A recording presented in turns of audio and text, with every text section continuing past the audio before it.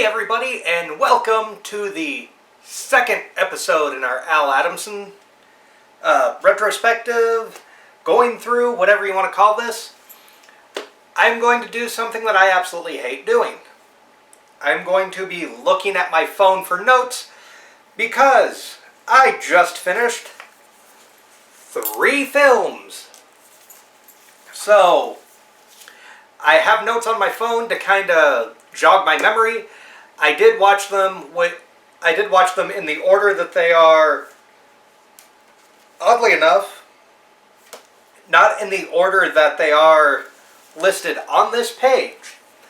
I watched them Psycho A Go-Go, Fiend with the Electronic Brain, and Blood of Ghastly Horror. So, I'm going to talk about them in that order.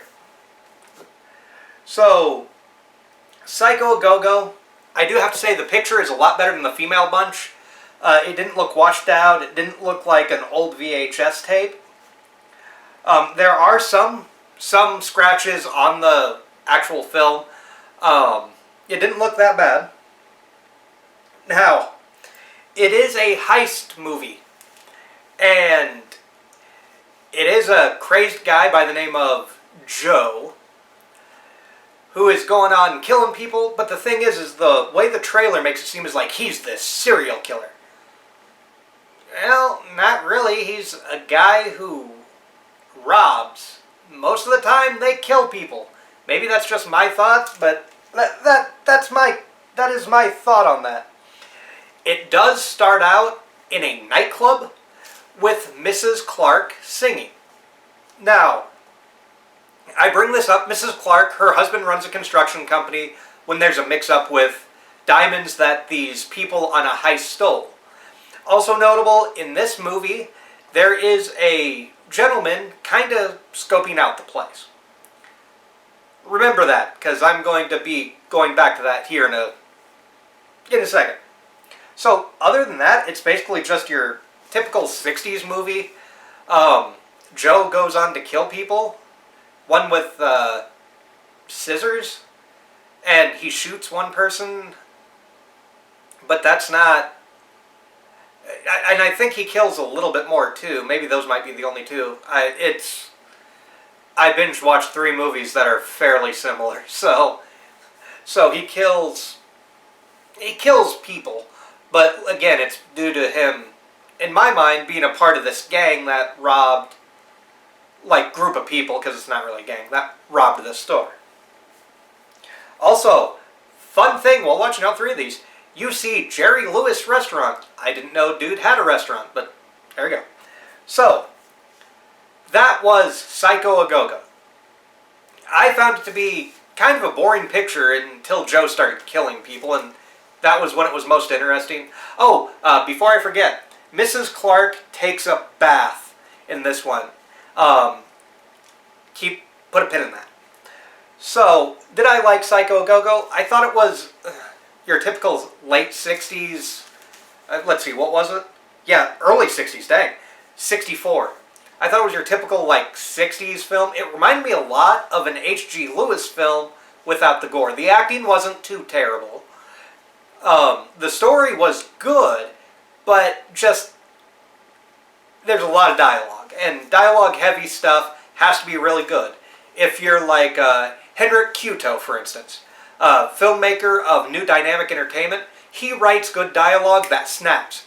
This dialogue is very much, and so what happened? Well, I killed the bitch, Johnny. Why'd you kill the bitch? I don't know. That type of thing. And it's, so, typical, you know, early to mid-60s type heist film. There's not a psycho in it. Nothing. The only go-go part of it is the nightclub dancing. So, with that done, so do I recommend Psycho A Go-Go? No.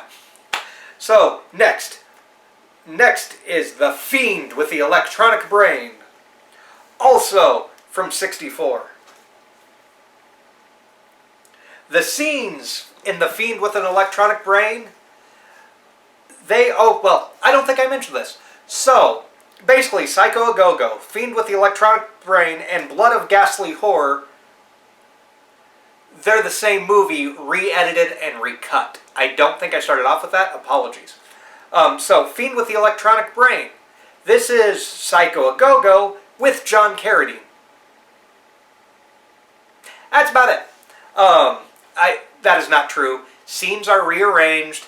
John Carradine plays a doctor in this who has implanted an electronic chip, I think, into his brain, into Joe's brain, the killer from Psycho A Go-Go, into his brain, and it has caused him to become more violent. Because movie. This one, John Carradine didn't do much for me. He's old and frail, and he was old and frail when... And I'm pretty sure everything I've seen him in, he's been old and frail. But John Carradine shows up in this. He's a doctor. He put the chip in. And then, yeah, that's really about it. Some scenes are flipped around. Oh, I forgot to mention Psycho A Go-Go. They give her a doll. They give her a doll in this one, too. You'll see why all this stuff I'm bringing up that may seem trivial now, you'll see why here few seconds. So, Fiend with an Electronic Brain. I didn't like it either. It's just Psycho A Go-Go with another actor coming in, a famous one in John Carradine, coming in and being like, the reason he kills is due to this electronic chip. Whoop-de-doo. No. It wasn't fun for me. It was just Psycho A Go-Go with an old fart. That's pretty much it. And that's just my opinion. You may like it. I don't know. But I didn't like Psycho A Go-Go. Didn't really like The Fiend with the Electronic Brain. Now let's talk about the one that I did like. So in 1971, they re-edited again Psycho A Go-Go. Well, technically they re-edited The Fiend with the Electronic Brain, and they put in more stuff and a fun plot that I'll get into here in a second, and it was called Blood of Ghastly Horror. Is my finger's probably right there. Blood of Ghastly Horror. Blood of Ghastly Horror. I will need my phone for this one. Now, here's why I mention a lot of this stuff. The nightclub scenes that were in both Psycho A Go-Go and The Fiend with the Electronic Brain, gone. Mrs. Clark is still a singer, but she is no longer in the picture. She has taken a vacation. The bar that Joe goes to looks like a hotel bar. Probably was, knowing now. There's no singing. There's no dancing. The other two films started with Mrs. Clark saying, hey, the band's about to play. Or something along those lines. I don't have my drink in here. I went to grab a drink. Didn't have one.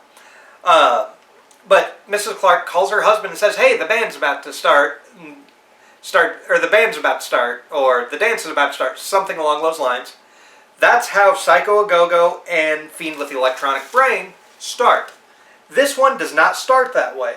So the nightclub's gone, the dancing's gone, the singing's gone. Zombies are added. Now you may be sitting there going, yeah, okay, nightclub, yeah, zombies. Yes, they added zombies. Now, the zombies, they look like Incredible Hulk makeup. Like, that is legit. The green paint, the kind of like the hair, and a lot of them are wearing pants and usually flannel, which makes it hysterical to me. So, this story is told in flashback. And this does not feel like a movie in the typical sense. This feels like a TV thing. Because, what was the cop's name? Lieutenant Cross is talking to another cop. And he goes, you know about that Joe, what was the name? I want to say Joe Gacy, but I don't think that's right. Joe, I don't remember what his last name is. But Joe goes, this cop goes, you remember that case about Joe? And then it like flashes back to the scenes you've seen in the other two movies of the heist going up the elevators and all that, and it plays more like a TV movie. One of the funnier things is they filmed John Carradine in a room that's green, kind of like this. Then when they go to older footage from The Man with the Electronic Brain, the room's blue. It's fascinating to me that it goes from green to blue, and then the green set is used for a different doctor. So I'm guessing what happened is that they needed to shoot new scenes with John Carradine, and they had the green up because this movie was released in '71, which means they probably got him back. Wouldn't have been '64. They would have got him back probably like mid to late '60s for this to be released in '71. And so my guess is they had the green set standing. So when they reshot it, they tried to make it look like it was from The Fiend with the Electronic Brain, but it was not. I just thought that was hysterical. There was also a scene where I'm pretty sure it's Mrs. Clark takes a bath in both Fiend and Psycho Go-Go. That scene is completely removed. And the final thing is, there is a doll that is mentioned. It's a minstrel doll. It is a minstrel doll, not a minstrel. Well, anyway. It is a doll that has a very racist overtone to it. It was the 60s. It was called a minstrel doll. So, that is a very big plot point in Psycho Go-Go and Fiend with the Electronic Brain. It is one of the big things. Here, the little girl who has the doll, not really brought up. She has the doll, and that's it. It's not like the others where she gets the doll and it's this big focal point. It was kind of fascinating to me. So, that was Blood of Ghastly Horror. There is an archival commentary, which I didn't watch. As far as special features, Psycho Go-Go, just a trailer. Blood of Ghastly Horror has an archival commentary with Sam Sherman, a trailer, and then The Fiend with the Electronic Brain has an alternate title sequence as The Man with the Synthetic Brain, and a trailer. I get the titles confused because it's Fiend with Electronic Brain, Man with a Synthetic Brain. They're the same movie, but different titles. So, would I recommend Blood of Ghastly Horror? Horror. Yes. Yes, I do. Blood of Ghastly Horror is in my mind, the most complete version of these two films. Blood of Ghastly Horror has zombies in terrible makeup, which immediately ups the fun factor for me. It has John Carradine in a role where he still goes on about the microchip, but it's not as elongated or drug out as it seemed in The Fiend with the Electronic Brain to me. And Blood of Ghastly Horror tends to cut out a lot of the exposition that I had issue with, where lots of stuff just took place in someone's home and there was long drawn out conversations with not very good dialogue.